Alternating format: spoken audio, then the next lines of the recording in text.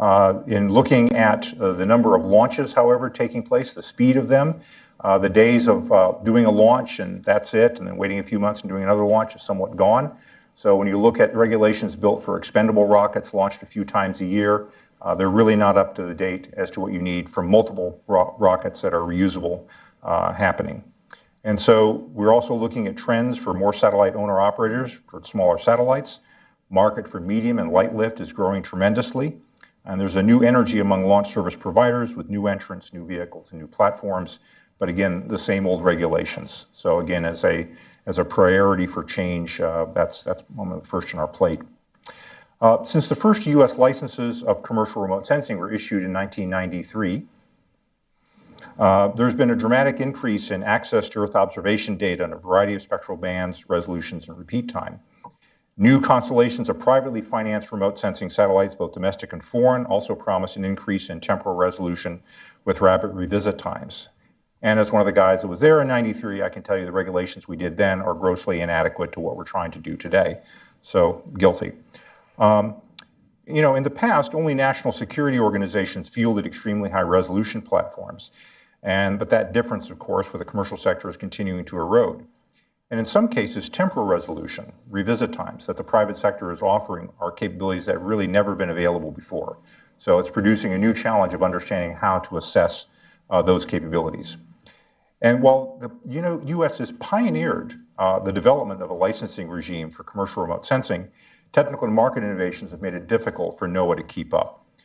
New license applications involving large numbers of satellites, new technologies are straining the ability of NOAA to meet its compliance requirements. New capabilities such as hyperspectral imaging, full motion video, in-space imaging are taking longer to assess, and we simply can't take that long. If we want to make sure the United States continues to be an attractive home for commercial remote sensing, we need to make sure that our licensing regime is supportive, and we can't take this for granted. Because these companies need stability and predictability that can only come through a responsive and open government decision-making process. We can have another discussion about how satellite communications licensing migrated offshore and what might be done to attract that back to the U.S. So no one should take remote sensing for granted. The space environment is becoming increasingly contested. That these trends present challenges for safety and stability, sustainability. Again, sounds like alliteration, too much. But today, the Department of Defense tracks over 20,000 space objects, and that number will increase dramatically as space situational awareness and things such as capabilities such as Space Fence begin operation. Now, established companies, Boeing, Telsat, newcomers, Samsung, OneWeb, LaserLight, SpaceX, all have announced plans to launch large constellations. Many thousands of these are planned, several of them are already in orbit. And as the number of observable objects in space increases, both the probability of collisions and also the competition for spectrum allocation for commercial endeavors will become more intense. Now, this dramatic increase in the volume of commercial space assets exposes deficiencies in our current process for managing space traffic and spectrum allocation. And in light of these, the National Space Council developed and recommended a space traffic management policy. It's the first U.S. Space policy to address this issue. The Vice President talked about this briefly in Colorado. As the saying goes, it's on that large piece of furniture known as the President's desk. So I'm hoping we have an announcement fairly soon. But it's been a productive process of discussing with the interagency, and I think we've reached a fairly good consensus. Now, as we look at this, this new policy sets priorities for SSA and space traffic management, which will, we hope, encourage the growth of the commercial sector, establishes a modern space traffic architecture, promotes safety standards and norms across the international community, and it really will align agencies to do really what they're supposed to be doing best. The Commerce Department for talking to industry and interfacing with rapid changes, and the Defense Department is keeping of a single catalog, the authoritative catalog, but freeing up some of its time and attention to focus on space warfighting capabilities, which sadly are increasingly needed as we move forward. So we're getting the roles and missions of our agencies in alignment. As I had mentioned earlier, the domestic and international demand for mobile broadband continues to grow, and there are a lot of companies eager to provide services for this. I should mention that this is not unrelated to the competition for 5G, the role of China in 5G competition also has a space aspect to it, because in addition to our terrestrial communications industry, the United States has a strong and entrepreneurial satellite communications industry available to engage in global competition. And to ensure we retain the strategic advantages afforded by space services, the United States needs to continue to open and promote competitive markets and protect spectrum allocation for space services to compete. Since radio waves, as you know, don't stop at borders, unfettered terrestrial wireless network use in one country could certainly preclude the use of satellite services in neighboring countries. That would harm the global economy, and a global approach is necessary to protect U.S. space commerce. A logical solution would be for all countries to globally, or at least regionally, seek harmonized spectrum allocations for terrestrial and satellite services, pointing to the upcoming World Radio Conference in 2019. There's an urgent need to provide reasonable protections for satellite gateway earth stations in certain frequency bands, as well as protection for satellite end-user terminals in core satellite bands. And it's for these reasons the National Space Council is examining how the Department of State, Commerce, and FCC can better coordinate to ensure the protection and stewardship of spectrum necessary for space commerce. And again, not just for space purposes and its unique uses, but also to make sure that we're competitive in terrestrial areas as new technologies like 5G come along. Export controls, mentioned also earlier, need to be kept updated with advances in existing space sectors as well as new capabilities. Burden and outdated parameters can have the unintended effect of compromising national security by incentivizing space industries to move overseas and for manufacturers to change their supply chain. The Space Council is discussing how the administration might review items, components, technologies, and services related to civil and commercial space activities and spacecraft missions, and in particular, providing more regular updates and reviews of those characteristics so we make sure that we don't fall behind the nature of the technology and markets. We're interested in hearing more, of course, from industry perspectives on how to ensure these regulations remain relevant and effective in a changing world, and again, more on that to come. In conclusion, the challenge of space leadership today is really to manage in the face of rapid change. And while we're facing new commercial and military competition, the most important factor affecting the U.S. in space is not really what other countries do, but what the United States chooses to do or fails to do. The National Space Council, with Vice President Pence's leadership, is committed to taking the initiatives necessary to sustain and expand a U.S. position of leadership in space. And thank you. And with that, I'm happy to take questions.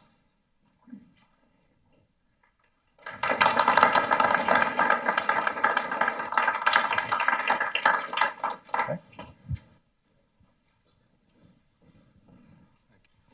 The gist of this question is, how do you regulate without crippling innovation? And it's obvious that there's great need for regulation below geostationary orbit. But if you begin to consider things like laser communication instead of RF, then the rules are completely different and, in a sense, much easier to generalize. And that extends even more so to beyond geo. How do you keep from crippling innovation when we are interested in permanent colonies on the moon, because things such as nuclear propulsion and so on make a lot of sense for that application, and also getting to Mars in 30 or 60 days instead of a year. Sure. Okay, a lot there. So one of the things I would say is the balance is you need to have a regulatory structure, but you should not try to make it more detailed than necessary. So we talk about a light touch regulation. You've heard maybe some of the concepts about mission authorization. To be wonky for a moment, Article 6 of the Outer Space Treaty says that member states such as the United States are responsible for providing authorization and continuing supervision to the activities of their nationals. Well, that can mean a full-up licensing regime like remote sensing or commercial satellites, or it can mean a much lighter touch such as a payload review and authorization. So when we look at emerging capabilities like private space platform or even satellite servicing, we can provide more of that light touch where there is an authorization, there is a government role, but we don't try to be overly prescriptive down to technical details in an environment that's still changing. So it's a matter of being, first of all, a little humble in the face of how quickly change is occurring, but not to go for zero, because that can mean a lack of predictability for the industry. Really dramatic changes such as laser comm are terrific because the sooner you can get out from under the kind of the constraints that the ITU and spectrum regulation traditionally gets you, and you get into a new area. That's, of course, a wonderful place to be. But in doing that, this also raises the need for norms of behavior, voluntary guidelines with other space entities that also may be doing laser communication. You don't want people shining lasers where you don't want them. Similarly, this is why the best practices I mentioned earlier are really important, because rather than having say a compulsory regulatory regime, developing voluntary best practices that countries can individually implement can adapt to this change more quickly. You mentioned nuclear power. The United States has been part of discussion of voluntary guidelines of use of nuclear power in space for many, many years. And what it essentially boils down to is we can do nuclear power sources in space. There's nothing internationally that would bar us. But what it does mean is we don't want to turn the reactors on until we're headed outward. We don't want what happened, of course, with the old Soviet radar satellites, coming back into Canada and spreading nuclear waste. And so you want to be very, very safe and protect the biosphere. You want to use those nuclear power sources, but only as they're headed outward. So I think they have a crucial role in space. I think we've developed a lot of these guidelines with our other international partners, and that national law and regulation will be sufficient to go from there going forward, as long as we don't put too heavy a hand on it. In the back. Thank you. Sandra Irwin with Space News. On the remote sensing industry, a lot of the companies are banking on government contracts to recoup their investment. And most of the spending in the government is from the intelligence community, military, DoD. So I was wondering if you have any thoughts on how they would be able to market their products being unclassified. And they insist that they only want to sell unclassified information. And does it have to be a change in the government, maybe being more open to unclassified remote sensing data as opposed to mostly classified? I guess I would challenge the presumption a little bit. I mean, one of the reasons that National Geospatial Agency is a gigantic buyer of commercial data is precisely because it can be widely shared with friends and allies as opposed to classified data. So I think they're already fans of that kind of data. I think the tricky part is finding non-governmental customers for this data. And the government, of course, is quite good at processing the data and producing it into other products that it knows and uses. What has been more of a challenge, and I know has been long debated in the industry, is how far down the value chain to go. So if you switch from looking at this as a space issue, but more as a geospatial information technology issue, you find lots of other higher value-added products. And the question to which satellite companies want to integrate themselves down into those kind of market areas really is the challenge for them. If they want to remain purely satellite suppliers and selling essentially wholesale unclassified data, they can do that, but there's only going to be a relatively few buyers at that end, which is going to be largely the government. If they want to go in and be part of a value chain selling to more niche markets, which requires different expertise and therefore is hard, I think there are opportunities, higher value opportunities for those services, but of which the supply of the data itself is going to be relatively small, a part of it. So that's really a business structure decision that they're struggling with. Thank you. Okay, way in the back. Yes, my name is Roger Cochetti. I'm an author for John Wiley Publishers on history of the satellite industry. And my question, you've a couple of times referred to the Outer Space Treaty, and it's a foundation. We all know that for the legal policy structure of activities in outer space today. But I wonder if you could discuss a little bit more the relationship between the Outer Space Treaty and this administration's goals and objectives in the military aspects of outer space. Obviously, there are things that are permitted and not permitted under the Outer Space Treaty, but you pointed out earlier that if there are going to be changes, they should be incremental, let norms develop, and then you can decide whether they should be taken into a treaty. But could you discuss a little bit more the vision of this administration, where you would see things, say, 10 years from now on the military domain? Because clearly there's a lot of rhetoric flying around about outer space being the next military domain, the next warfare domain, et cetera. Thank you. Sure.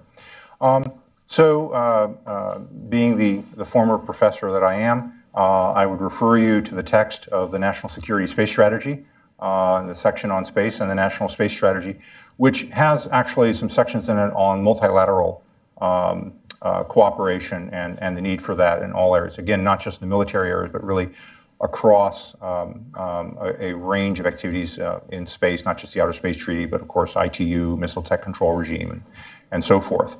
So I think the view is that the United States views the current set of treaties as broadly permissive, and therefore we're able to do whatever it is we really want to do in space. What has changed is the nature of the adversary environment. So back maybe a decade or two ago, I think people still talked about space as a potential sanctuary, and what would the U.S. do or not do to change that. That discussion is gone.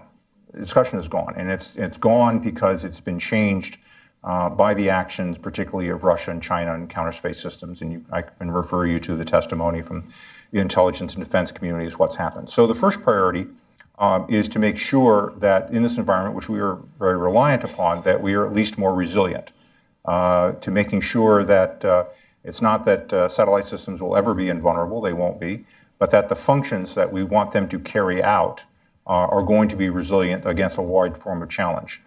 And then that we have capabilities to respond across domain and other areas if necessary to any challenges or threats to that capability.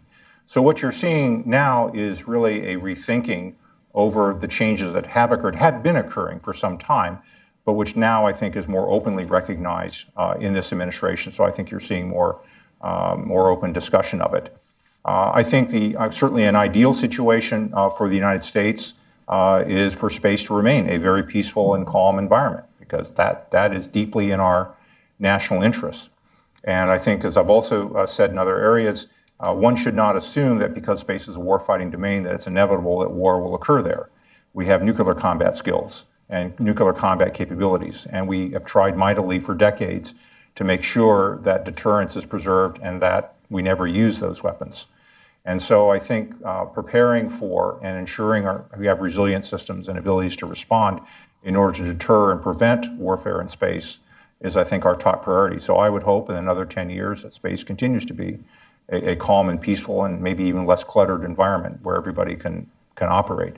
But it's going to take more work to ensure that deterrence prevails in light of changing conditions. Yes, that. Dale Smith from Reed Smith. Hey, Dale. A simple question. So that it can be recorded somewhere, right? Sounds good. Yes, of course. Question for you. In this world that we live in with the new space and Space 2.0, we have still intentional jamming. And I wonder if there's anything that the administration, the Space Council, yourself and the groups that you deal with are thinking about any new responses to intentional jamming. Yeah. The short answer is I probably can't really respond with any deep substance on that. Certainly even unintentional jamming is actually a problem, and working to reduce that. Trying to get to a point where we can reduce the amount of unintentional jamming such that any actual and deliberate attempts of intentional jamming stick out and become very, very noticeable, I think is something that a lot of us would like to see. Because if there is intentional and open jamming, and you can assure yourself that it is not an accident, then you have a variety of options you can take depending on the state of international conditions against that. If, however, you have a rather noisy environment, then it becomes much more difficult.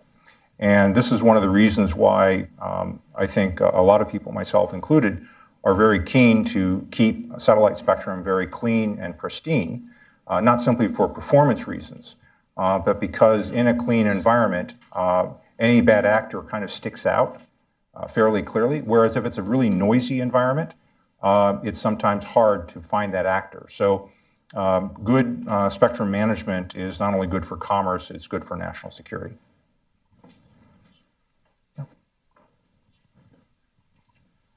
Joe Pelton, former dean of the International Space University and also GW. Two issues were discussed early this morning. One was that of spectrum allocation, and the other one is orbital debris. On the issue of spectrum management, one of the things that's been discussed is the extent to which for the millimeter waves there could be sharing. Of course, that's not as a clean environment, but it's also given the preponderance of pressure for 5G, it looks like that satellites may have to do sharing, and just comments on that. And then also on orbital debris. I just got back from a conference in South Africa where it was proposed that we should have automatic deorbit commands that then would be validated each week to say, no, it's still operating, don't deorbit. Because some satellite systems, 40%, you've just lost communications capability to command the orbit. Just comment about any innovations we can make on orbital debris that makes sense. I'd really want to make sure that a U.S. finger was on any button that did an automatic deorbit. Just me. I want to make sure we controlled that. I shouldn't comment about millimeter wave or some of the debris issues, because some of those things, in fact, are the subject of open rulemakings that the Commission is engaged in. What I think I can say is that it's really important that we have specific protections for satellite services. That the worst outcome is that we be uncertain about what the global standard are for protection of a satellite service. So one may agree or disagree about the protection level in a particular case, say with millimeter wave or particular rulemaking. But I think the larger issue is satellite services deserve, need, require, a protection limits that's true on a global basis, or at least as wide a regional basis as possible. Because unlike terrestrial systems, you really can't go administration by administration to work those things out. So I think at a very sort of high level, that the U.S. should support those kind of global protections in international environments with the subject of what they are to be part of our own national processes that we'll take in our positions into work. We have time for one more question. Jeff? Okay. I was going to do. Margaret Whitehead, Hudson trustee. Thank you for being here.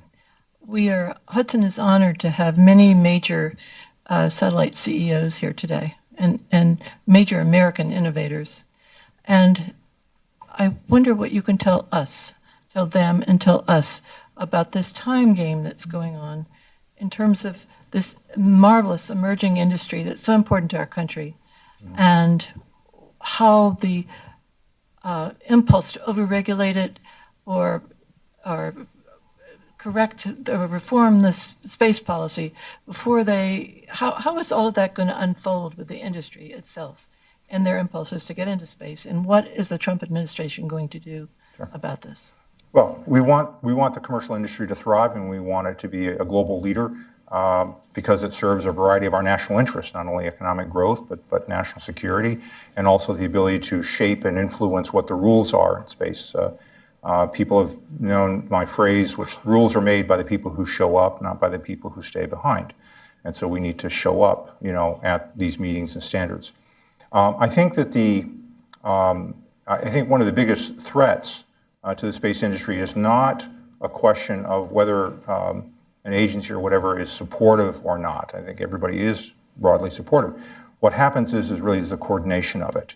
So you can have people quite well-meaning going down a particular path on a standard or working a problem that can have an impact on the satellite side or space side that's simply not recognized.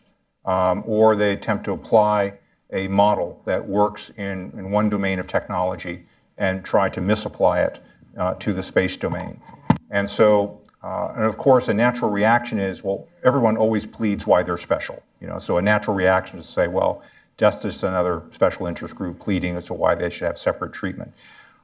Being able to actually go a little bit more technically deeper with the regulatory agencies and with the departments and agencies as to why you need to work certain problems differently on the space side than what you would do, say, in the terrestrial communication side or non-communications capabilities. I think that's really the hard question. The Space Council, I think, provides a good mechanism for doing that, for bringing that leadership to bear. But the leadership doesn't always know what's happening on the front lines in the industry and with the technology and out in the markets and cutting edge. I mean, that's not necessarily their job. So our job in the White House is to make sure we press the administration's agenda down, we adjudicate issues and conflicts that come up. So one of the ways that I would urge that industry can kind of help us in that regard is to go and engage with the departments and agencies. Go to your customers and go to the people in Defense Department and in NASA and in transportation and commerce and make sure that they know how their equities are being effective. Now, I would also say this is most effective if it's done as an industry-wide effort rather than an individual effort. When I was in the Commerce Department, the GPS market was just sort of starting. And one of the first things I said to the companies was, I'm not smart enough to understand all your competitive strategies with each other. What I need you to do is to go and form a trade association and come back to me with an industry position, because I'm not interested in favoring any one company or not. I'm interested in having an industry viewpoint that then the Commerce Department can then act on. So the importance of groups like the Satellite Industry Association, Tom, plug, and other groups to go into the department agencies, so that's how it then gets into the interagency, is when Commerce comes and says we got a problem, Defense says we've got a problem, then that's something that's easier for me to deal with. I can hear from industry and I want to hear from industry, but I'm in a position where I first need to respond to what my boss wants and then what the departments and agencies are saying. But to the extent those departments and agencies become advocates for an approach that is broadly shared across the industry, then it's much, much easier for us to engage. Great. Well, thank you very much. Okay. Thank you. Great. I want to thank Scott Pace for those characteristically deeply insightful remarks. We can see why the Vice President has entrusted him with the being Executive Secretary of the Space Council, which is a signature initiative of this administration, one that the President himself has entrusted our old friend, Vice President Mike Pence, with. And I can remember conversations with the Vice President going back to 1994, 1995 on space issues that we've had. So I want to thank you. Can't imagine a better way to launch our new Space 2.0 initiative. I want to thank everyone for being here. Thank our C-SPAN audience. We will adjourn now for lunch, and we will reconvene at 1:30 with the panel discussion. Lunch will be served right outside. Thank you very much.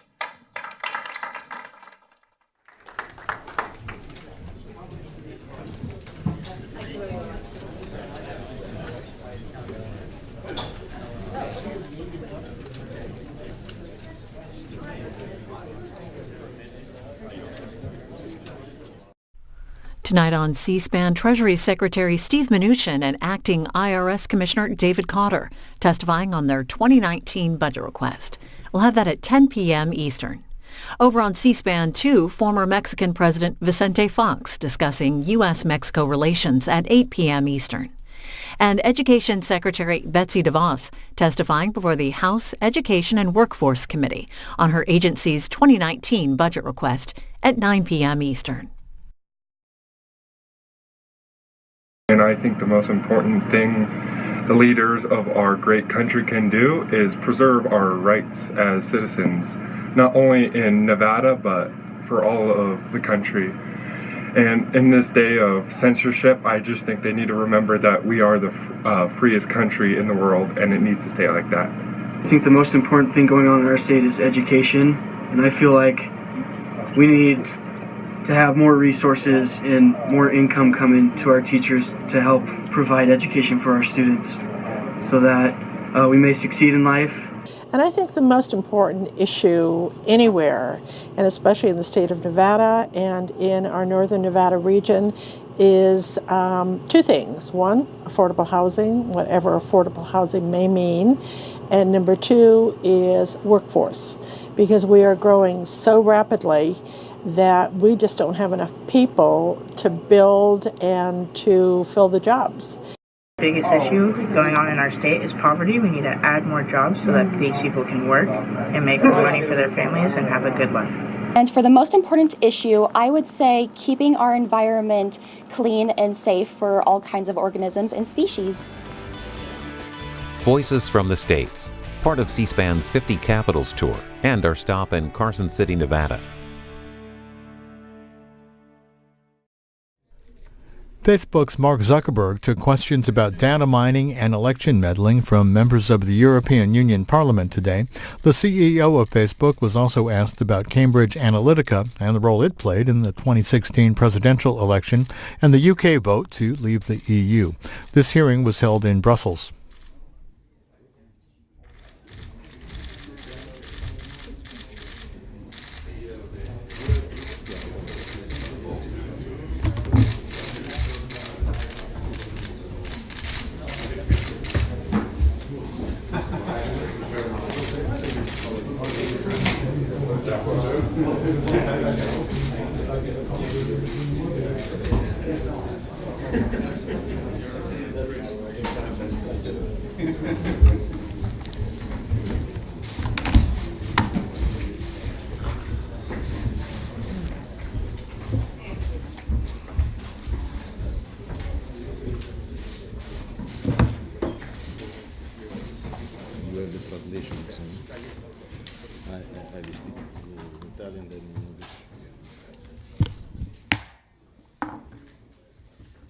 Dichiaro aperta questa I declare the meeting of the Conference of Presidents open. For the first time, the meeting is being web-streamed. The reason why the meeting is being web-streamed is the presence of Mr. Zuckerberg, the founder of Facebook. The meeting will conclude at 7:30. Thank you, Mr. Zuckerberg, for accepting our invitation. This is an important mark of respect towards the European Parliament and the European citizens that are represented here. In this room, all political groups are present. Here you can explain what happened, inform them of what you have done to solve the problem and answer their questions. A questa riunione seguirà Today's meeting will be followed un'audizione by pubblica a public hearing on the issues raised by the Libe Committee a few weeks ago with the cooperation of other competent committees. They want to go into the more technical aspects of these questions, so it will be a proper hearing. In exactly 1 year's time, 400 million Europeans will be voting. They will be selecting their representatives in this parliament, and we hope that each of those votes will be genuinely a free vote. After the Cambridge Analytica scandal about the illegal harvesting of personal data in order to influence electoral results, is an alarming scandal, and I think our citizens deserve a detailed explanation of what took place. That's why we've invited Mr. Zuckerberg to be present with us here this afternoon. I hope that all of the other digital platforms will also be cooperating with our Parliament. Our citizens should vote on the basis of true and accurate information. They want to know that their personal data is never used to unduly manipulate democratic processes. User-generated data has become a valuable resource, and people are prepared to pay large amounts of money for this data. The price paid by the users is in many cases data in exchange for free services. However, democracy should never become a marketing operation where anyone who buys our data can buy political advantage. Within and without the European Union, there are people who want to use this data in a fraudulent manner. 99% of Europe's citizens have come across some kind of fake news on social media platforms. Many people feel that fake news is a threat to democracy. That's why we want the major digital companies to respect the rules for the harvesting and use of our data. In a few days, the General Data Protection Regulation will enter into force. This is a very advanced regulation which will prevent abuse of personal data. Today's meeting is just a starting point as we move towards a new form of governance for digital platforms. We are the regulators, and at the conclusion of the hearings that will be taking place, the Parliament will be pointing out solutions that digital platforms should adopt to ensure that all future elections are free from the risk of manipulation. We need to define, as soon as possible, a set of rules that will allow for the proper functioning of the digital market. This will mean new responsibilities for operators and new rules for privacy, copyright, and consumer rights. We do not want to do without social media, but we want to be able to use digital platforms without any danger to our personal privacy or even our security. There is the issue of terrorism out there, and I'm sure that Mr. Zuckerberg will also say a few words about this situation. All too many terrorists have got in contact through the social media platforms. We need to prevent this from happening again in future. Europe and the whole world are under attack. This represents an attack on our fundamental values. Racism, anti-Semitism, homophobia. We need to ensure that these kind of things do not continue to happen on the social media. Social media companies need to react. What we're asking of them is that they contribute in a determined manner and state what they intend to do. Before we get down to the details, I'll start by giving the floor to him so that he has an opportunity to explain what has happened, what he intends to do, and what choices his company is making. So we'll go through the groups in the usual order. We'll start with the chair of the Civil Liberties Committee. And I will give you about 3 minutes each for your questions so you get a chance to have a response. So I'll give the floor to Mr. Zuckerberg so that he can explain his views, and then we'll pass on to the questions. Thank you. President Tajani, honorable members of the European Parliament, it's good to be back in Europe. Thank you for inviting me here today for this important discussion. Now, Europeans make up a large and incredibly important part of our global community, and many of the values that Europeans care about deeply are values that we share, from the importance of human rights and the need for community, to the love of technology and all the potential that it can bring.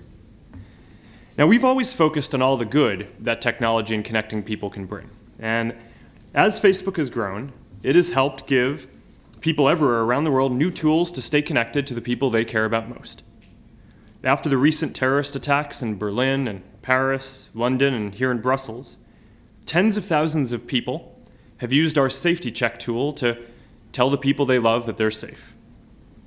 Refugees arriving in Europe are using Facebook to stay in touch with their loved ones back home and find new communities here. There are 18 million small businesses here in Europe that use Facebook today, mostly for free, almost half of whom say that they have hired more people as a result of their use of our tools. But it's also become clear over the last couple of years that we haven't done enough to prevent these tools from being used for harm as well. And that goes for fake news, foreign interference in elections, and developers misusing people's information. We didn't take a broad enough view of our responsibility, and that was a mistake, and I'm sorry for it. It's going to take time to work through all of the changes that we need to make here, but I'm committed to getting this right and to making the significant investments that are necessary to keep people safe. For example, we are doubling the number of people working on safety and security at our company to more than 20,000 by the end of this year. On top of the investments that we're making in other areas, I expect that these increased investments in security will significantly impact our profitability. But I want to be clear, keeping people safe will always be more important than maximizing our profits. Now let me start by explaining the action we're taking to prevent what happened with Cambridge Analytica from happening again. Back in 2014, we changed our policies to more tightly restrict the information that apps could get and to proactively review all apps asking for more data. So now we're going to go even further than this. First, when you use an app, it's now only going to get limited access to your information, your name, your profile photo, and your email address, unless they've gone through a full review. So that's much less information than apps can get on mobile platforms today. Second, if you haven't used an app in 3 months, we're going to prevent that app from accessing your information until you authorize it again. Third, last month, we showed everyone on the top of their news feed a tool with a list of all the apps that they've used, as well as a simple way to remove permissions for any apps that they no longer want to access. Finally, we're investigating every single app that had access to a large amount of people's information before we locked down our platform in 2014. And where we have concerns, we're going to conduct an audit and suspend the app. And if we conclude that people's personal data was misused, we will ban the app and the developer completely and tell everyone who is affected. So far, we've investigated thousands of apps, and we've suspended more than 200. Now, as we work to protect people's information, we also need to give people more control. At the heart of Europe's new data protection law, the GDPR, are 3 important principles: control, transparency, and accountability. And we've always shared these values and given people the ability to control what information they share and who they share it with. And now, we're going even further to comply with these strong new rules. We're making the same controls and settings available to people who use Facebook around the world. In addition to GDPR, we're also working to give people important new controls. For example, in your web browser, you already have a simple way to clear your cookies and browsing history. So we're building a version of this for Facebook too, that we're calling Clear History. It will enable you to see the information we receive from websites and apps when you use them, and to clear this information from your account and turn off the ability to store it associated with your account going forward.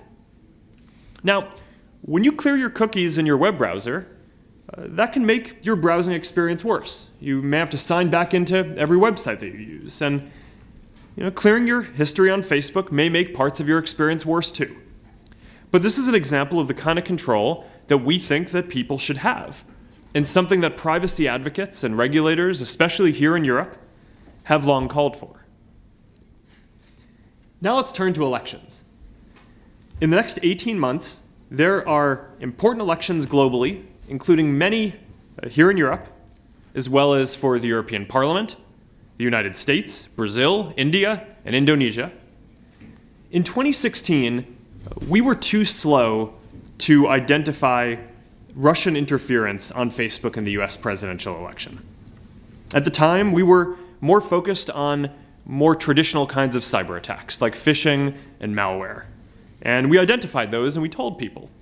But we weren't prepared enough for the kind of coordinated misinformation operations that we are now aware of. So since then, we've made significant investments to protect the integrity of elections by making these kinds of attacks much harder to do on Facebook. And I have more confidence that we're going to get this right going forward because we've already done a better job in several important elections since 2016, including the French presidential election, the German elections, and the Alabama special election in the US last year. We're working with governments and other technology companies to share information about threats in real time.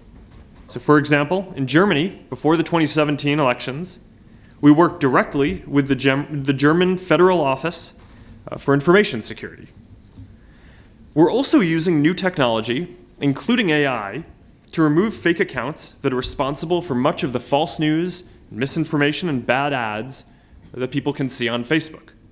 In the run-up to the 2017 French presidential election, our systems found and took down more than 30,000 fake accounts. And in the Alabama special election in the US, we were able to proactively detect and remove fake accounts from Macedonia that were trying to spread misinformation. Now, it's worth adding that a lot of fake news is economically motivated, not politically motivated. Right? It's much like email spam in that way. The playbook for fighting this is removing the ways in which spammers can make money, so then they just go and do something else. So to do this, we've banned sites that regularly run fake news from using our ads products so they can't make money from it. We've built our systems to penalize clickbait and sensationalism. And we also reduce the distribution of stories in newsfeed that have been rated as false by third-party fact-checkers. Finally, we're making advertising on Facebook much more transparent. So we built a new tool that lets you see all of the ads that any page is running. So now you can see all of the different messages that an advertiser or a political actor are sending to all of the different audiences that they're trying to reach. We're now testing this in Canada and Ireland, and we're going to launch it globally this summer. Increased transparency is going to lead to increased accountability and responsibility for all advertisers on our systems over time. Now, security is not a problem that you can ever fully solve. We face sophisticated, well-funded adversaries who are constantly evolving. But we're committed to continuing to invest heavily and improving our techniques to make sure that we stay ahead. And we're going to keep building tools to help more people make their voices heard in the democratic process as well. In addition to working on election integrity, Facebook plays a positive role in elections around the world by helping leaders like all of you connect directly with voters. And our Get Out the Vote efforts have helped millions of people register around the world who may have not gone to the polls otherwise. I am determined to keep building tools that bring people together in meaningful new ways while we work to address our safety and security challenges as well. We're very committed to Europe. Almost 400 million people in Europe rely on our services to connect and communicate with their friends and the communities that matter most to them. Dublin is home to our European headquarters. London is home to our biggest engineering team outside of the United States. Paris is home to a big part of our artificial intelligence research. And we have data centers in Sweden and Ireland, and we're building a new one in Denmark that will come online in 2020. By the end of 2018, Facebook will employ 10,000 people across 12 European cities, up from 7,000 today. And we will continue to invest in Europe in the years ahead, including we've committed to providing 1 million people and small businesses with digital skills training by 2020. Now, my priority has always been our social mission of connecting people, helping people build communities, and working to bring the world closer together. And I believe deeply in what we're doing. And when we address these challenges, I know that we're going to look back and view helping people connect and giving more people a voice as a positive force, both here in Europe and around the world. So thank you for inviting me to the European Parliament today, and I am ready to take your questions, which I'm looking forward to hearing, and I'll answer together at the end. Thank you. The first speaker is Manfred Weber, Chair of the Group of the European People Party. You have the floor. Mr. Zuckerberg, welcome to the European Parliament, and I want to thank also our President Tajani for organizing this meeting. To apologize is a good thing, and it is absolutely needed. Consumers in Europe are worried, disappointed, concerned about what happened, and that's why it's great that you are here, you're present, you're showing respect toward the EU consumers. That is a good, positive signal. But you know that this is not enough, and you said this in your presentation. Now it's about acting. The implementation of the data protection rules, which we'll get into force this week, is an important step. It's good that you are implementing now the rules we are setting, and it's also good to hear for us as European lawmakers that they are using the European data protection rules for global standards. So that's good to know, and it's good to see. In this regard of this acting aspect, I have two very concrete questions, first of all. The first question is about when you recognized the scandal about Cambridge Analytica, you decided to stop the access of some of your business partners to the database of Facebook. You said this in your presentation also today. I want to ask you, why didn't you do it for all the business partners? So my first concrete question is Cambridge Analytica an isolated case, or would you say it's the top of the iceberg? So the concrete question is, can you guarantee to the Europeans that another scandal will not happen in 3, 6, or 9 months' time? A second point in regard to this question of acting is, and there I want to make a follow-up of the questions in Washington. Our colleagues did already a great job there. Senator Kamala Harris asked whether you personally made the decision in December 2015, when you became aware about the Cambridge Analytica data breach, to not notify your users. Because that is, I think, an extremely important point. Transparency, that the people know what is happening with the data, is crucial for us as Europeans. So were you informed, and why no information to the users? That are the two questions I want to put on the table on the scandal itself. I think our LIBE colleagues will do a follow-up on this. That's why I want to also come to a more general reflection on Facebook and what it means for our societies. Your company has already today a tremendous power. You know this. For example, the question, who is number 1 on the messages, and who is number 10, who is number 100. There you have an algorithm behind, and these rules are incomprehensible for the moment. Nobody knows about them. We should, I think, discuss about the laws that oblige you to make these algorithms public in the future. Because when you have so much power about who is visible in the social media and who is not visible, that cannot be longer anymore a decision of a company. That is, I think, a decision for our societies. I think this is necessary, and I'm interested in your arguments why we shouldn't do so. And in addition, I want to underline that between Europe and America, we have different understanding about what is allowed to publish and what is not allowed to publish. In Europe, for example, the question of videos and texts on radicalization by Islamists or the glorification of Nazi propaganda is unacceptable for us in Europe. In America, a lot of people would say that is covered by freedom of expression. So I see a lot of member states for the moment asking Facebook to voluntarily ban these messages. I think that is very submissive. We should not ask the company to do so, to delete it. I think we should clearly regulate clear rules, what is allowed in social networks in Europe and what not. And finally, during your testimony before the Congress, Senator Lindsey Graham asked you repeatedly the name of only one of your competitors, only one, without success. Probably you can give us today, for the European market, a competitor. Probably there is one in Europe if there is nobody in America. Is there today in Europe an alternative to Facebook for the services you are offering? WhatsApp and Instagram are already part of your empire. Would you consider your company as a monopoly? And I have to say, as a politician, I believe in markets and rules, but I also want to stop all kinds of possible monopolies.